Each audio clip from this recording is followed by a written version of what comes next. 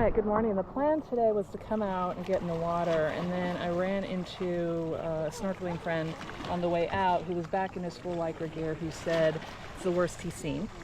And then I talked to a girlfriend yesterday who was out in her kayak, and she said it was really, really bad. So I changed my plans from snorkeling to paddleboarding, and now I am finding all sorts of interesting little jellies that I will be taking films of as well. Where did the big guy go that I just had?